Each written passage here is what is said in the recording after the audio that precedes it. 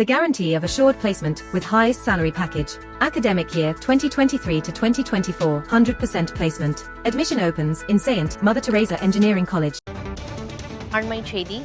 குடிநீர் தொட்டியில் மனித கழிவு கலக்கப்பட்ட வழக்கில் 10வது முறையாக சிபிசிஐடி காவல்துறையினர் அவகாசம் கேட்டுள்ளனர்.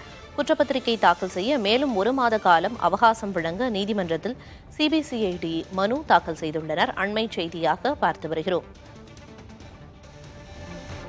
குற்றப்பத்திரிகையை தாக்கல் செய்ய மேலும் 1 மாத காலம் அவகாசம் வழங்குமாறு நீதிமன்றத்தில் சிபிசிஐடி மனு தாக்கல் செய்துள்ளது. குடிநீர் தொட்டியில் மனித கழிவு கலக்கப்பட்ட வழக்கில் 10வது முறையாக அவகாசம் கேட்டு சிபிசிஐடி காவல்துறையினர் மனு தாக்கல் செய்துள்ளனர்.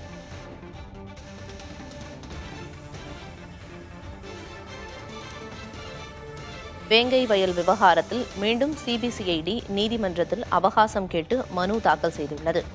குற்றப்பத்திரிகையை தாக்கல் செய்ய மேலும் 1 மாத காலம் அவகாசம் வழங்குமாறு கேட்கப்பட்டுள்ளது.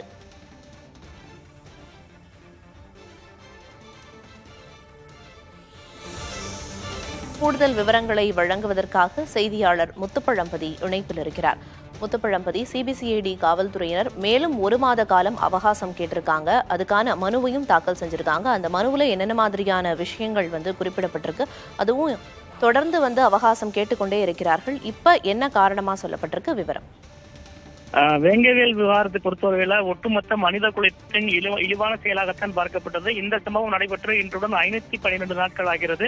இந்த வழக்கை முதல்ல தமிழக காவல்துறையினர் தான் விசாரிச்சாங்க. 20 நாட்கள் விசாரிச்சாங்க. அதன் பின்பு முடியாத பட்சத்துல சிபிசிஐடிக்கு மாற்றி தமிழக அரசு உத்தரவிட்டது. கடந்த ஜனவரி 16ஆம் தேதி, அதாவது கடந்த ஆண்டு ஜனவரி 16ஆம் தேதி முதல் இந்த வழக்கை சிபிசிஐடி போலீசார் விசாரிச்சுட்டு வராங்க. கிட்டத்தட்ட 492 நாட்களா விசாரிச்சுட்டு வர சூழல்ல அவங்க குற்றவாளிகளை கண்டறிய அறிவியல் பூர்வமான சாட்சியங்களை நிரூபிக்க வேண்டியிருந்ததால பல்வேறு சோதனைகளை அவங்க மேற்கொண்டாங்க. முதல்ல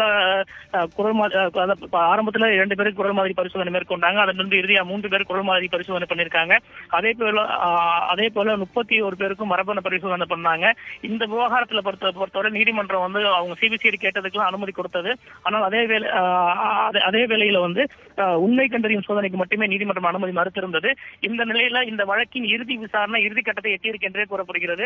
இப்ப இதுதான் கால அவகாசம் கேட்பது இதுதான் இறுதி முறையாக இருக்கும் என்றும் சிபிசிஐடி அதிகாரிகள் தெரிவிச்சிருக்காங்க. ஏன்னா இந்த வழக்கு இறுதி கட்டத்திற்கு வந்துவிட்டது. இன்னும் ஒரு சில மாதங்கள்ல குற்றவாளிகள் கண்டறியப்படுவாங்க, குற்றப்பத்திரிகை தாக்கல் செய்யப்படும் என்றே அதிகாரி தரப்பில் நமக்கு தெரிவிச்சிருக்காங்க.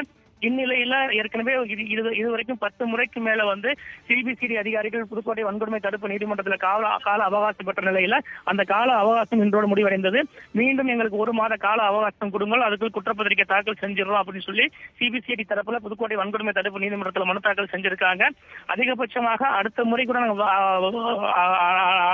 கால அவகாசம் சிபிசிஐடி தரப்பில் கேட்க மாட்டாங்க. அதுக்குள்ள குற்றவாளிகள் கண்டறிந்து விடுவார்கள், குற்றப்பத்திரிகை தாக்கல் செய்து விடுவார்கள் என்பதுதான் அதிகாரியின் தரப்பு விளக்கமா இருக்கு. விரிவான தகவல்களை வழங்கியதற்கு நன்றி முத்துப்பழம்பதி. The guarantee of assured placement with highest salary package. Academic year 2023 to 2024, 100% placement. Admission opens in Saint Mother Teresa Engineering College.